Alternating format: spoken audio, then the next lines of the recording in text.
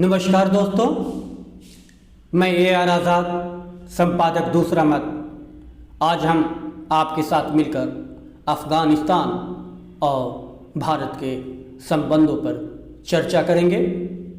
दरअसल आप सबको मालूम है कि अफ़गानिस्तान में तालिबान ने कब्ज़ा कर लिया है और कब्ज़ा का सिलसिला एक अरसे से चल रहा था और कब्ज़े के सिलसिले को मूर्त रूप तालिबान ने दे दिया और 15 अगस्त 2021 को विधिवत रूप से तालिबान ने अफ़गानिस्तान पे कब्ज़ा कर लिया और अफ़गानिस्तान के रहनुमाओं को, सत्तासीनों को बाहर भागना पड़ा।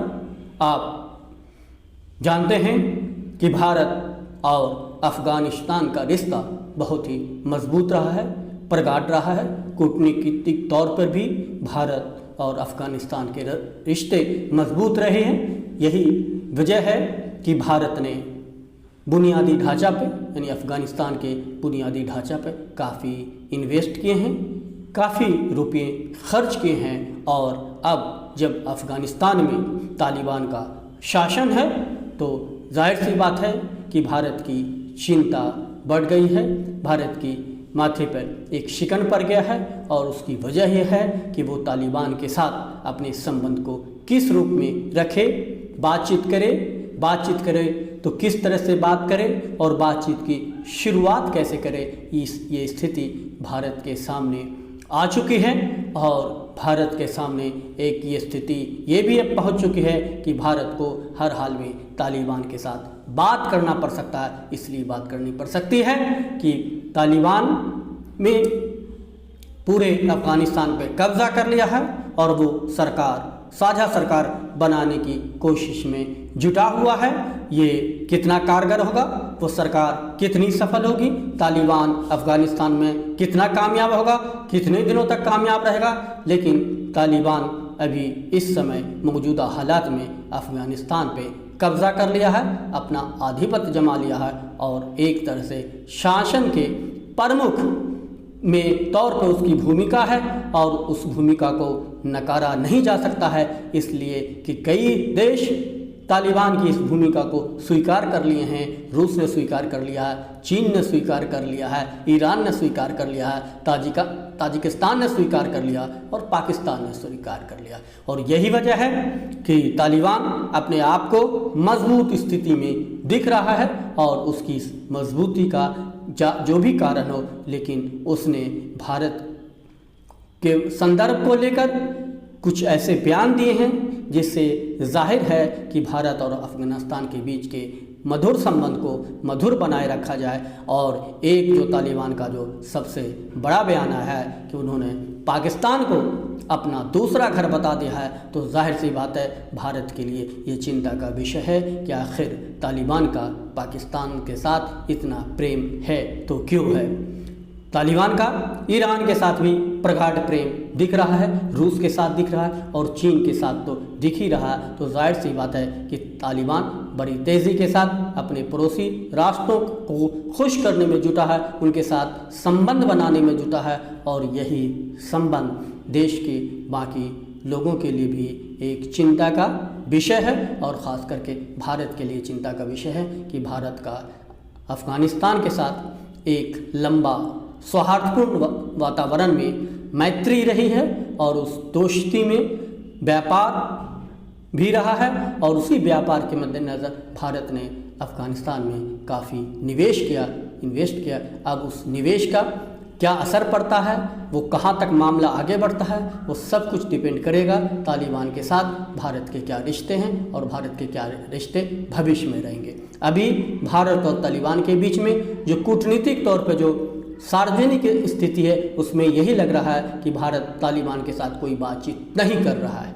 लेकिन अगर भारत तालिबान के साथ बातचीत नहीं कर रहा है तो जाहिर सी बात है अगर संवेदन शून्यता होगी तो फिर दोनों देश के बीच की जो निवेश की स्थिति है, आगे की रणनीति होगी, वो बातचीत का मसौदा आगे कैसे बढ़ेगा। तो बातचीत ज़रूरी है। संभव है कि भारत सरकार और तालिबान के बीच में कोई न कोई ऐसे संवाद हो रहे होंगे जिसकी चर्चा सार्वजनिक तौर पर ज़रूरी और लाजमी नहीं है। ये बात भारत सरकार भी समझ रही होगी, ये बात अफ़गानिस्तान भी समझ रहा होगा और ये बात तालिबान भी समझ रही होगी। इसलिए ये तय है कि भारत जो है और तालिबान के बीच में एक बातचीत का दौर जो है शुरू होना चाहिए। कैसे शुरू होना चाहिए और ये दौर कब शुरू होना चाहिए? इसलिए कि वो अब समय आ गया है कि तालिबान के साथ भारत को बातचीत करनी पड़ेगी। इसलिए कि अगर भारत तालिबान के साथ बातचीत नहीं करेगा और बातचीत करने का ये भारत सरकार को ये डर है कि उस बातचीत से भारत में हिंदुओं वोटों का जो ध्रुवीकरण होना है उस पर असर पड़ सकता है। अगर वोट के नज़रिए से इस कूटनीति को और इस बातचीत को अगर सरकार देखे तो जाहिर सी बात है कि उसमें अड़चनें संभव है। और अगर कूटनीति विदेश नीति के तर्ज पे देखे तो भारत सरकार को तालिबान से बात करनी पड़ सकती है। और यही वजह है कि पिछले 26 अगस्त को भारत ने सर्वदलीय बैठक बुलाई जिसमें 31 विपक्षी दल शामिल हुए और उस बैठक में कांग्रेस भी शामिल हुई, डीएमके भी शामिल हुई, जेडीएस भी शामिल हुई और एनसीपी भी शामिल हुई। इसके साथ साथ जो भी छोटे मोटे दल हैं सभी के नेता प्रमुख मिले। यानी उस बैठक में जो 26 अगस्त को बैठक हुई, उस बैठक में अफ़गानिस्तान और तालिबान को लेकर चर्चा हुई। उस बैठक में पूर्व प्रधानमंत्री HD देवेगौड़ा शामिल हुए, एनसीपी प्रमुख शरद पवार शामिल हुई, कांग्रेस के नेता मल्लिका अर्जुन शामिल हुई, अधीर रंजन चौधरी शामिल हुए और डीएमके के TR बालू शामिल हुए। और इसके साथ कई ऐसे नाम हैं जो छोटे छोटे दलों के लोग उस बैठक में शामिल थे। और सरकार की तरफ से विदेश मंत्री S जयशंकर उस बैठक में शामिल थे और पीयूष गोयल भी उस बैठक में शामिल थे और संसदीय कार्य मंत्री प्रहलाद जोशी भी उस बैठक में शामिल रहे। और ये बैठक जिस मंशा को लेकर सरकार ने बुलाई थी उस बैठक में सरकार कामयाब दिखी, इसलिए कि विपक्षों ने भी एक स्वर में S जयशंकर विदेश मंत्री की बात पर सहमति जताई कि सबसे पहले अफ़गानिस्तान में जो भारत के नागरिक फंसे हुए हैं उनको किसी तरह से सुरक्षित निकाला जाए। और सबसे पहले भारत की पहली प्राथमिकता है भारत के जो नागरिक अफ़गानिस्तान में फंसे हैं उनको किस तरह से सुरक्षित स्थिति में पहुंचा दिया जाए। दरअसल ये चिंता इसलिए भी है कि अमेरिका जो है उसने ऐलान कर दिया है कि 31 अगस्त को उनके सैन्य बल यानी उनके सैनिक अफ़गानिस्तान छोड़ देंगे। और सबसे बड़ी बात है कि काबुल एयरपोर्ट अभी अमेरिका के सैन्य बलों के हाथ में है और काबुल एयरपोर्ट को अमेरिका के सैन्य बल 31 अगस्त को छोड़ देंगे। और इस 31 अगस्त के बीच में देश के और विदेशों के जो भी अफ़गानिस्तान में नागरिक फंसे हैं उनको बाहर निकालना सब देशों की पहली प्राथमिकता है और सुरक्षित वापस निकालना प्राथमिकता है। क्योंकि हाल फिलहाल ही काबुल एयरपोर्ट पर धमाके हुए थे, विस्फोट हुए थे और उस विस्फोट में इतने भयानक थे कि हताहतों की संख्या निरंतर बढ़ती ही चली गई, घायलों की संख्या निरंतर बढ़ती चली गई। तो एक अंदेशा ये है कि जब अमेरिकी सैन्य बल काबुल एयरपोर्ट पे सुरक्षा में लगे थे तब इस तरह की स्थिति हो गई, इस तरह का विस्फोट हो गया, इस तरह का धमाका हो गया। तो फिर आखिर जब 31 अगस्त को जो मियाद है, आखिरी मियाद है को उसको अगर अमेरिका अपने सैन्य बल को काबुल एयरपोर्ट से हटा लेते हैं तो फिर वापस लाने में उनकी सुरक्षा को तो ख़तरा हो सकता है कि जब विस्फोट हो सकता है, धमाका हो सकता है। तो इसलिए सारे देश की पहली प्राथमिकता है कि अपने नागरिकों को 31 अगस्त से पहले तक काबुल से यानी अफ़गानिस्तान से सुरक्षित निकाल लिया जाए। और यही चिंता भारत की भी है और भारत भी चाहता है कि काबुल एयरपोर्ट के ज़रिए भारत अपने नागरिकों को सुरक्षित निकाल ले। और दूसरी बात यह है कि तालिबान ने भी कह दिया है कि जिनको जहां जाना है कोई रोक टोक नहीं, वो जाएं, अपने नागरिकों को सुरक्षित निकाल ले। इसलिए कि 31 अगस्त के बाद इसकी मियाद नहीं बढ़ेगी और हम किसी को जाने नहीं देंगे, उनके जाने की कोई सुविधा नहीं होगी, तब भारत के सामने ये स्थिति आएगी कि तो भारत जो है वो खुफिया तौर पर अपने नागरिकों को निकालना पड़ेगा। अब भारत खुफिया तौर पे कैसे निकालेगा, इसलिए कि काबुल एयरपोर्ट पे खुफिया तौर पे भारत अपने नागरिकों को नहीं निकाल सकता है, इसलिए कि उस एयरपोर्ट पे तालिबान का कब्जा रहेगा, तालिबान रहेगा, तालिबान के सैनिक रहेंगे और वहाँ अमेरिका के सैनिक नहीं रहेंगे। और जाहिर सी बात है इतना आसान नहीं होगा, बिना बातचीत किए ये संभव ही नहीं है कि वहाँ से काबुल एयरपोर्ट से 31 अगस्त के बाद भारत सरकार अपने नागरिकों को सुरक्षित निकाल ले। तो अब भारत सरकार के पास एक रास्ते होंगे कि खुफिया तौर पर जो कुछ भी बचे हुए नागरिक हैं उनको निकालने की, और तब वो ईरान या तजाकिस्तान का सहारा लेंगे। दो ही रास्ता है, या तो भारत जो है वो अफ़गानिस्तान से अपने नागरिकों को खुफिया तौर पे या तो तजाकिस्तान से निकाल पाएंगे या ईरान से निकाल पाएंगे। अब ईरान और तजाकिस्तान भारत को इस मामले में कितना सहयोग करता है ये वक्त बताएगा, लेकिन ये साफ है कि भारत सरकार के पास 31 अगस्त आखिरी म्याद है कि वो अफगानिस्तान से अपने नागरिकों को सुरक्षित निकाल ले, और भारत सरकार को इस पर गंभीरता से लेना चाहिए। भारत सरकार इस पर गंभीर है और भारत सरकार के इस कदम पर विपक्षी दलों का भी वो तीसरी सहमति है। यानी भारत सरकार ने जो 26 अगस्त को विपक्षी दलों के साथ सर्वदलीय बैठक की थी, वो बैठक इस मायने में कामयाब रही कि विपक्षी दलों ने भी इस मामले में सरकार से हाँ मिला दिए, सरकार को अपना बरदहस्त दे दिया है और सरकार के कदम से कदम मिलाकर चलने की बात कही है, और कहा कि सबसे पहले भारत के नागरिकों को किसी भी हाल में अफगानिस्तान से सुरक्षित निकाला जाए, और ये सुरक्षित निकालना, भारत के नागरिकों को भारत सुरक्षित आना बेहद ज़रूरी है। और यही वजह है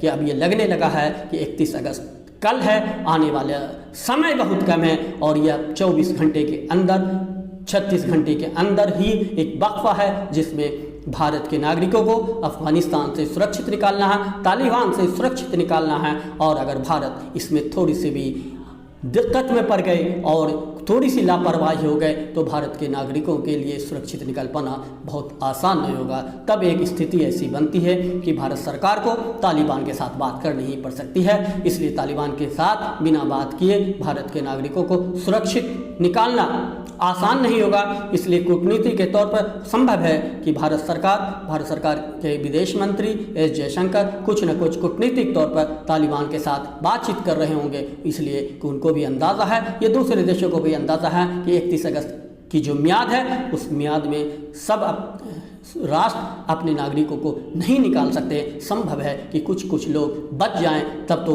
उन्हें तालिबान से ही बात करनी होगी, ये कोई खुफिया रास्ता तलाश करना होगा जिसके ज़रिए वो अपने नागरिकों को बाहर निकाल सके।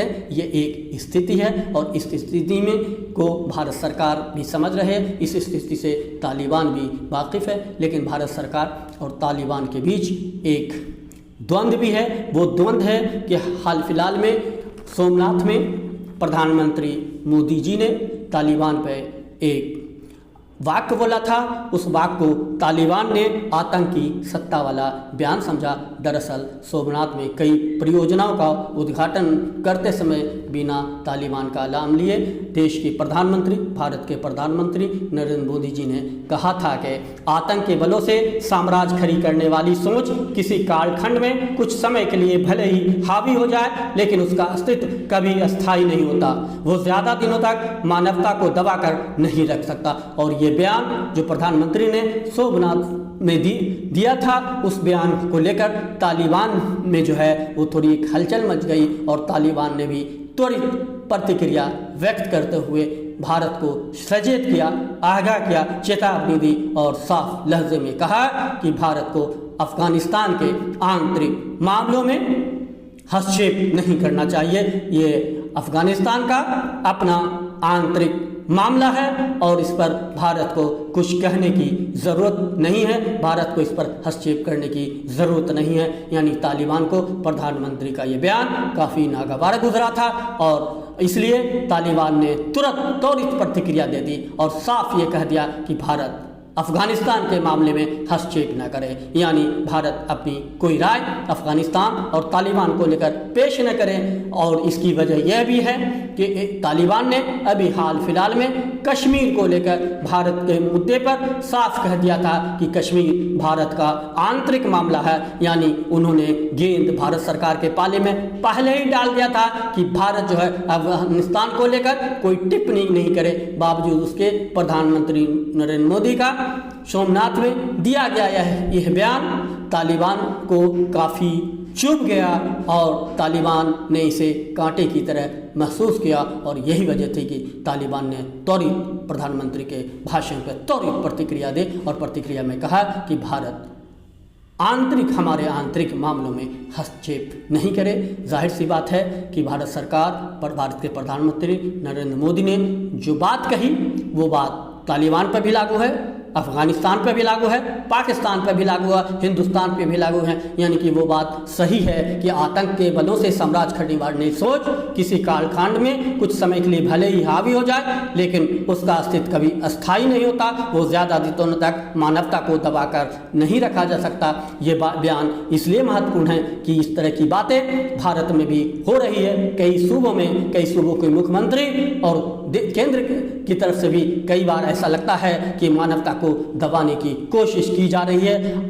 आतंक के बलों नहीं सही, जुबानी आतंक के बलों पर एक साम्राज्य खड़ी की गई है और जुबानी आतंक से और जो आप देख रहे हैं कि आए दिन जय श्री राम बोलो और हिंदुत्व के नाम पर मुसलमानों की ये कमज़ोर वर्गों को की जिस तरह से पिटाई की जा रही है, कुटाई की जा रही है और जिस तरह से उन्हें दोयम दर्जे का इंसान बताकर अपना साम्राज्य बीजेपी खड़ी कर रही है, तो जाहिर सी बात है शायद प्रधानमंत्री का ये बयान तालिबान के साथ साथ जो है भारत के उन मुख्यमंत्रियों, बीजेपी के कुछ उन नेताओं और संघी सोच के कुछ नेताओं पर भी ये फिट बैठता है कि जाहिर सी बात है कि आतंक के बलों से साम्राज्य खड़ी करने वाली सोच किसी कालखंड में कुछ समय के लिए भले ही हावी हो जाए, लेकिन उसका अस्तित्व कभी स्थायी नेता वो ज़्यादा दिनों तक मानवता को दबाकर नहीं रख सकता। ये 100% सत्य है। इसलिए कि कोई भी सरकार हो उसको लोक कल्याणकारी तौर पे काम करना पड़ता है और किसी को दबाना,